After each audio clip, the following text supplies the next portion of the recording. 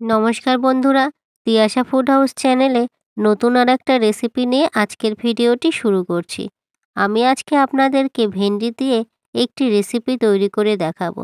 আর এই রেসিপিটা গরম ভাত অথবা রুটির সাথে খুবই ভালো লাগবে খেতে। এছাড়া অনেকেই আছেন যারা ভেন্ডি খেতে পছন্দ করেন না। তারা যদি এইভাবে ভেন্ডি রান্না করে তাহলে তারাও চেটেপুটে খেয়ে নেবে, নিমেষেই শেষ করে দেবে। আর বন্ধুরা, আপনাদের কাছে অনুরোধ, আজকের ভিডিওটি স্কিপ না করে পুরো ভিডিওটি দেখতে থাকুন। নিয়েছি ভেন্ডি, আর ভেন্ডি প্রথমে ভালো করে ধুয়ে পরিষ্কার করেও নিয়েছি। এরপরে ভেন্ডিগুলো কেটে নেব। তার জন্য ভেন্ডির দুদিকটা কেটে প্রথমে ফেলে দেব। তারপরে একটা ভেন্ডিকে আমি দুটুকরো করে নেব। এছাড়া এর থেকে যদি বড় ভেন্ডি থাকে তাহলে সেই ভেন্ডিটার 3 টুকরো করে নিতে পারেন। আমি এখানে একটা ভেন্ডির 2 টুকরো করে কেটে নিচ্ছি। আর বন্ধুরা, এখনও যারা আমার চ্যানেলটিকে সাবস্ক্রাইব করেননি তারা আমার চ্যানেলটিকে সাবস্ক্রাইব করে পাশে থাকা বেল অপশনে ক্লিক করে দেবেন। এতে পরের সমস্ত রান্নার নোটিফিকেশন আপনার ফোনে প্রথমেই পৌঁছে যাবে। এছাড়া ভিডিওটি যারা ফেসবুক থেকে দেখছেন তারা তিয়াশা ফুডস হাউস চ্যানেলটিকে ফলো করে দেবেন। আর ঠিক এইভাবে আমি সমস্ত ভেন্ডিগুলো কেটে নেব। সমস্ত ভেন্ডিগুলো আমি ঠিক এরকম 2 টুকরো করে কেটে নিয়েছি। এরপরে এই ভেন্ডির মধ্যে কিছু মশলা দেব। প্রথমে আমি দেব পোস্ত বাটা। এখানে 1 চামচ পোস্ত বেটে নিয়েছি। তারপর দিচ্ছি পেঁয়াজ।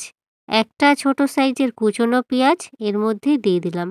তারপরে দিলাম 4-5 কোয়া রসুন, যেটা আমি গ্রেট করে নিয়েছি। তারপর অ্যাড করছি গ্রেট করা আদা। 1 ইঞ্চির মতন আদা এখানে আমি গ্রেট করে নিয়েছি। এখন দিলাম ঝালের জন্য লঙ্কা।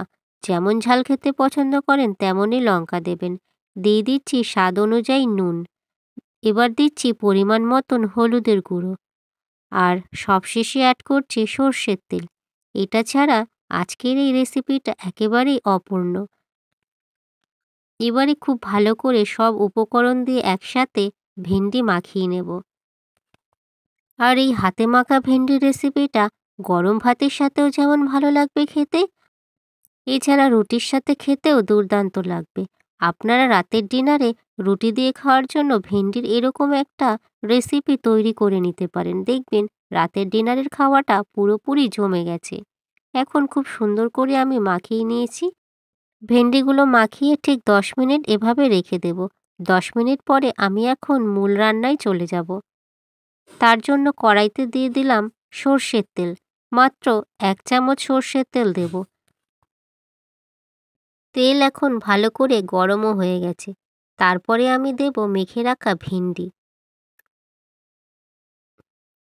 মেখে রাখা পুরো মশলার ভেন্ডি আমি তেলের মধ্যে দিয়ে নেড়েচেড়ে খুব ভালো করে রান্না করে নেব। আর বন্ধুরা, আপনারাও দেখবেন এইভাবে যদি বাড়িতে ভেন্ডি রান্না করা হয় তাহলে বাচ্চারাও এই ভেন্ডিটা খুব ভালোবেসে খেয়ে নেবে। তাদেরও খুব পছন্দ হবে এই রেসিপিটা খেতে। প্রথমে ভেন্ডি কড়াইতে দিলে একটু পিচ্ছিল ভাব হয়, তার জন্য গ্যাসের ফ্লেমটাকে একদম হাইয়ে করে ভেন্ডি ভেজে নেব। গ্যাসের ফ্লেমটাকে হাইয়ে করে ভেন্ডি ভেজে নিলে পিচ্ছিল ভাবটা খুব তাড়াতাড়ি কেটে যাবে। আর এখন দেখতেই পাচ্ছেন ভেন্ডির মধ্যে কোনো রকম পিচ্ছিল ভাব নেই। বেশ সুন্দরভাবে পিচ্ছিল ভাবটা কেটে গেছে। এবারে ভেন্ডি মাত্র 2 মিনিটের জন্য ঢেকে রেখে দেব। 2 মিনিট পরে আমি ঢাকনা সরিয়ে নেব। এইভাবে ঢাকা চাপা দিয়ে রান্না করলে খুব তাড়াতাড়ি রান্নাটা হয়ে যাবে। ভেন্ডিটাও হালকা করে ভাজা হয়ে গেছে। হাতে মাখা এইভাবে ভেন্ডি রান্না করলে ভেন্ডি একটা সুন্দর মুচমুচো ভাবও হয়ে যাবে। এরপরে আমি দিলাম মাত্র 2 চামচ জল। জল একদমই বেশি দেব না। সামান্য একটু জল ছিটিয়ে ছিটিয়ে দিয়ে রান্না করে নেব। তাতে ভেন্ডিটা একটু তাড়াতাড়ি সিদ্ধ হয়ে যাবে। সেই জন্যই আমি সামান্য ছিটিয়ে ছিটিয়ে জল দিলাম। এখন আরও একবার ভেন্ডি 1 মিনিটের জন্য ঢেকে রেখে দেব। 1 মিনিট পরে আমি ঢাকনাটা সরিয়ে নেব। আর এখন দেখতেই পাচ্ছি ভেন্ডি রান্নাটা অনেকটাই হয়ে এসেছে। ভেন্ডিও বেশ সুন্দর ভাজা হয়ে গেছে, এছাড়া সিদ্ধও হয়ে গেছে। এখন এই ভেন্ডির রেসিপি পুরোপুরি রান্না হয়ে গেছে। আপনারা দেখতেই পাচ্ছেন ভেন্ডির এই রেসিপিটা দেখতে কতটা লোভনীয়, দেখতে যেমন লোভনীয়, খেতেও খুবই মজার হয়। তাহলে বন্ধুরা, আজকের এই হাতে মেখে ভেন্ডি রান্নার রেসিপি যদি আপনাদের ভালো লাগে, লাইক অবশ্যই করবেন। আর কেমন হয়েছে সে বিষয়ে কমেন্ট বক্সে কমেন্ট করে জানিয়ে দেবেন। রেসিপিটা বন্ধুদের সাথে শেয়ারও করে দেবেন। এছাড়া আপনারা অবশ্যই ভালো থাকবেন, সুস্থ থাকবেন। আর পুরো ভিডিওটি দেখার জন্য অসংখ্য ধন্যবাদ।